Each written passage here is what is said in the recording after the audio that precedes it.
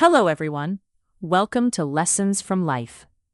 My name is Sofia, and I am 16 years old. My life has never been easy, but until one terrible afternoon, I believed that as long as my mother and I had each other, nothing could truly break us. My father passed away when I was only 5 years old. I barely remember his face. The only thing I have left is an old photograph that my mother, Elena, keeps safely inside a small wooden drawer. Sometimes she takes it out, gently wipes away the dust, smiles, and tells me how kind and loving he was. I wish I could remember him, but all I really know is the life my mother built for us after he was gone. We lived in a tiny rented house on Lake Road.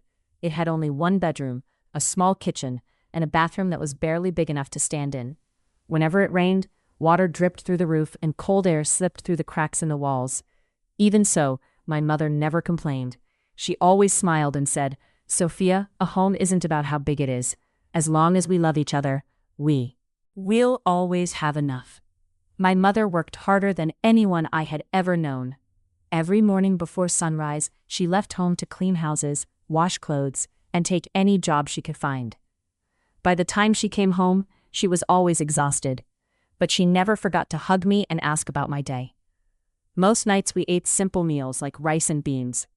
Sometimes there wasn't enough money for dinner at all, and we went to bed with only water in our stomachs.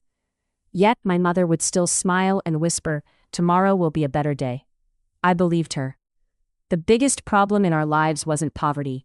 It was our landlord, Mr. Harrison. He was a cold-hearted man who seemed to enjoy making people afraid.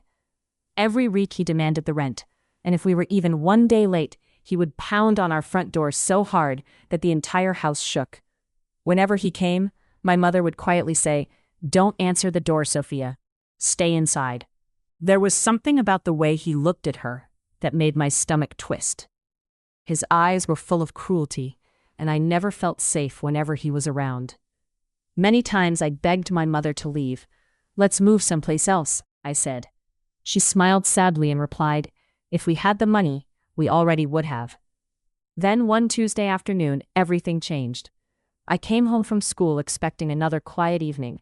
Instead, I heard shouting inside our house. "Where's my money?" Mr. Harrison yelled. "I don't have it yet. Please, just give me a little more time," my mother begged.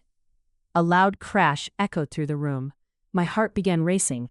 I dropped my backpack and ran to the front door, but it was locked from the inside. Then I heard my mother's terrified scream, "Please, stop! Don't touch me!" I pounded on the door with all my strength, crying for her to answer, but no one did. Then I remembered the small back window. I raced behind the house, climbed onto an old wooden stool, pushed the window open, and climbed inside. The moment I landed on the floor, my whole body froze. Mr. Harrison was gripping my mother's arm tightly. Her dress was torn, tears covered her face, and fear filled her eyes. He looked at me and shouted angrily, "Get out of here." Without thinking, I grabbed a wooden stick lying on the floor and hit him across the back. He screamed in pain before turning around and slapping me so hard that I fell onto the floor. My cheek burned, and for a moment everything became silent, except the ringing in my ears. Then I looked up and saw my mother still trapped. I couldn't stop. I reached into my school bag and grabbed a small classroom tool from an art project. It wasn't meant to be dangerous. I wasn't trying to hurt him. I only wanted him to let my mother go. I ran toward him shouting, "Leave my mother alone." "Sofia, don't!" my mother cried. Everything happened in only a few seconds. Mr. Harrison suddenly lost his balance and collapsed onto the floor. The classroom tool slipped from my hand. My entire body began shaking. "I didn't mean it," I cried. "I only wanted to protect you." My mother rushed toward me and wrapped her arms around me as we both cried together. She immediately called an ambulance.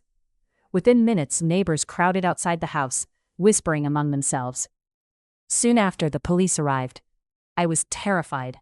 I thought I was going to spend the rest of my life in prison. At the police station, I couldn't stop crying. My mother explained everything, telling the officers that I had only tried to save her. One officer looked at me kindly. "We understand why you acted," he said gently. "But the court still needs to hear the full story." That night, my mother and I stayed together in a small room at the station. Neither of us could sleep. Every time I closed my eyes, I remembered Mr. Harrison falling to the ground. The next morning, a lawyer came to meet us. She smiled warmly. "You don't need to be afraid," she said. "Mr. Harrison survived. He's recovering in the hospital, and I'll make sure the judge hears exactly what happened."